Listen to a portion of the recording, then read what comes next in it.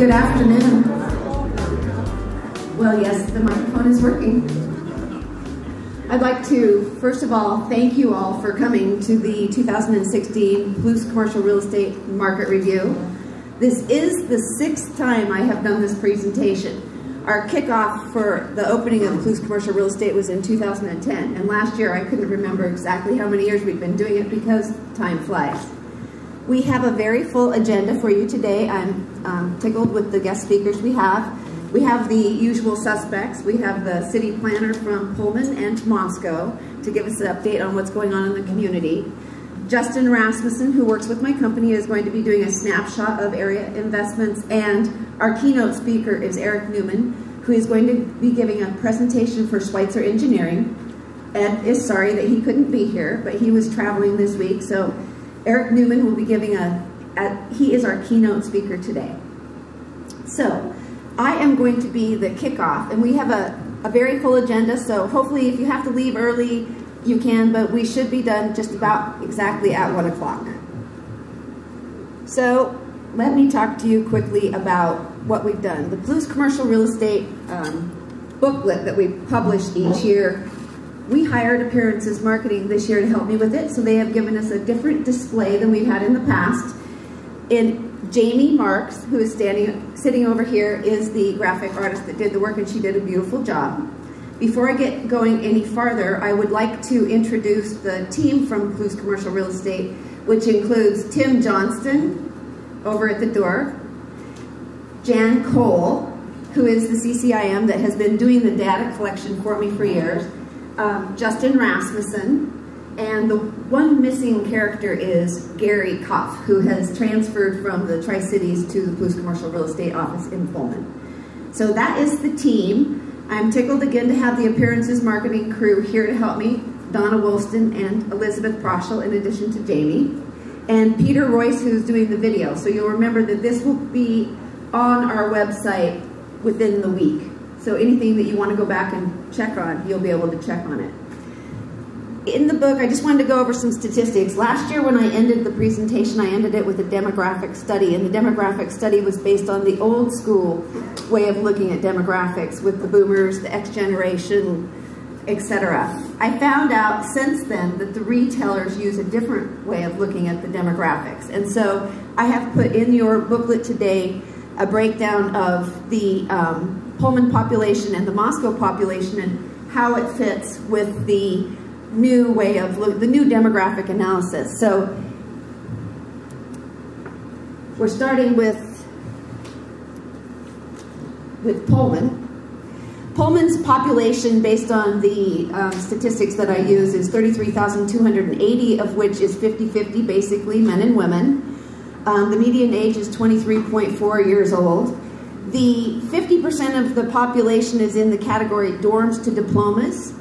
Where you get down to the college town population it goes from 50% to 17.3% for the next demographic.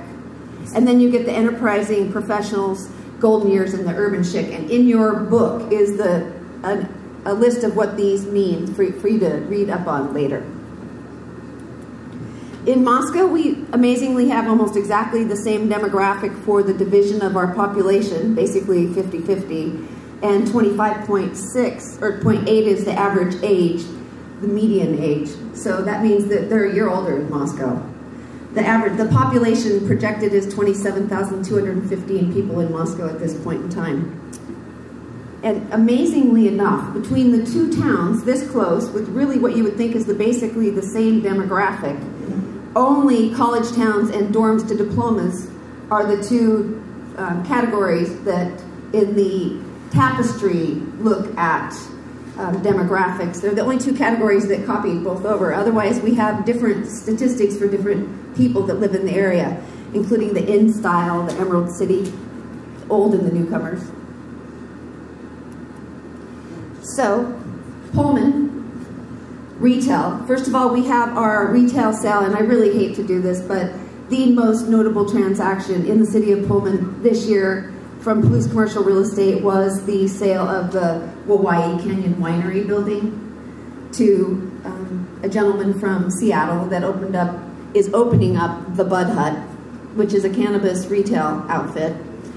And there is, in addition to that, he's going to have t-shirts and groceries and all sorts of things. So I know as you drove by, you've seen the sign, but it is also where he totally made the building clean and beautiful. So I'm sure the county, who had to grin and bear it with the proposal and the approval thereof for this cannabis retailer on the corridor, I'm sure they're going to be glad that he went out of his way to make the building look better.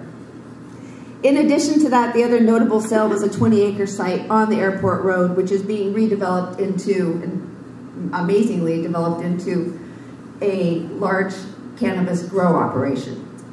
So right now they have 8 retailers that are planned for that site, 8 growers that are planned for that site, and I did an evaluation on it, and it is incredible the work they've done. They've got CO2 piped into the building. They've got water recycling systems. They've got systems to be able to collect the residue and be able to reuse it. So it's pretty amazing. You have the changes in the Pullman retail in your book, so that hasn't changed from years in the past. I promise you we will have better maps next year, and I think I might have said that last year. So I will have better maps next year. In the Pullman business districts, in the book, you'll see the dark spot in the middle is the central business district. Outside central business district, I'm going to try to break down into another category by adding the Stadium Way area in addition to the Bishop Boulevard area. The office vacancy rates, you'll see that central business district is down, and this is going to be office and retail will cross over because we look at main floor retail that could be office and vice versa. So we do have that, those numbers do cross over in our statistical analysis.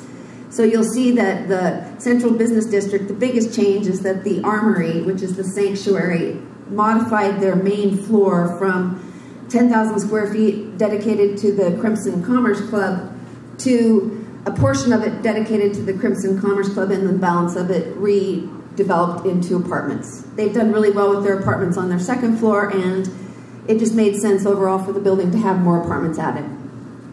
The outside the central business district, there's basically little change. And then the same thing with Pullman retail.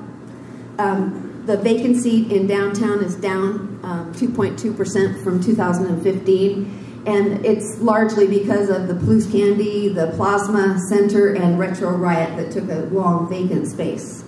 Outside the central business district, you have the vacancies being up because of the loss of Model Homes Furnishings, as well as relocation of Allegra and some other new retail.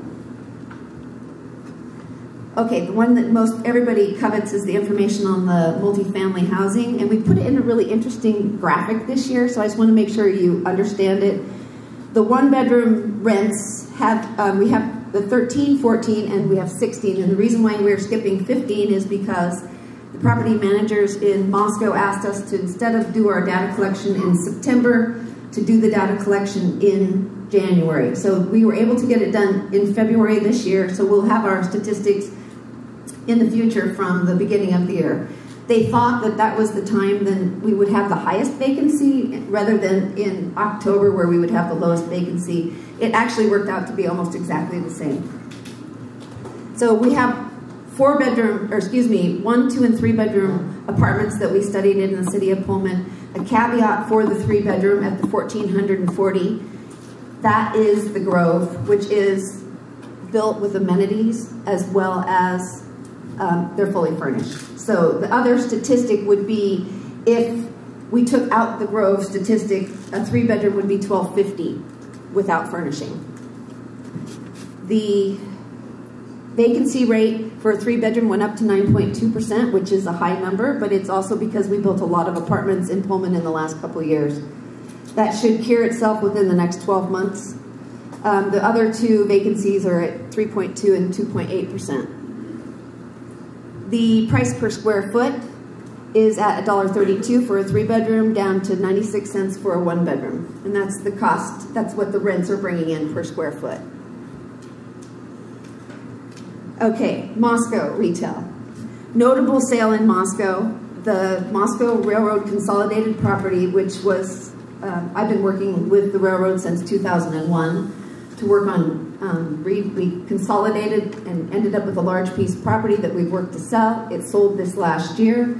It's sold to a company out of California that is going to be building a beautiful off-campus student housing project as long as it gets accepted through the Planning and Zoning Commission, where they're going to come up with a PUD process hearing June 22nd. So we're excited because it gives us something in Moscow that we don't have. It gives us off-campus student housing that's of the luxury version. It's a high-rise. It gives us a beautiful entrance to downtown. They've bought the Sharp Oil property, so they're cleaning up that site. They're cleaning up any of the contamination on the property, and they're going to be building a 390-bed, 154-unit student housing project. But it's not restricted to students only, so anyone can live there. And then the opening and closings of the Moscow the Moscow changes this year. The Moscow Business District, we have 5 different districts that you'll be able to see that is broken down in the thing. In the office and retail, you will see that we are down across the board for all of the vacancies. Moscow's the biggest office change in the city of Moscow was in the west of the Central Business District, where the Almond Street Plaza sold from the owners of many years to Latah County for their own use. And in the Alturas Tech Park in the East District, the University of Idaho purchased the MZ building and are using it for their own use. So it's no longer available, and it makes a change in the statistics. From retail, Moscow Central Business District is a whole bunch of new restaurants, and it made the vacancy go down less than 1%. So we haven't suffered from any vacancy in our Central Business District in downtown Moscow for a long time. Any other big changes are Spence Hardware is expanding on the east side, which takes away that brings that vacancy down 4.4% from last year. And west of the Central Business District, amazingly, it's down less than 1%. Macy's closure was offset by the opening of the Nissan and Potlatch No. 1 Federal Credit Union. The apartments in Moscow, the Grove is figured into the statistics, but the Grove does not get as high a rents as they do in the city of Pullman, so they did not make an adjustment to the overall numbers. So we have 4 bedrooms at $1,296, 3 bedrooms at $969, 1 bedrooms at $554, and 2 bedrooms at $641. Again, we changed the statistical analysis. And the one other thing that I didn't mention before is we actually asked all the property managers in the city of Pullman for the statistics this time, rather than using the state's Washington State Real Estate Research, because we found that that information had not been being updated on the city of Pullman for 3 years. So we went direct and got the information from the property managers. And again, then you have the price per square foot, which is about the same as it was last year. It's not much of a change. And in the essence of time, you have this information in front of you. I want to again thank you for coming.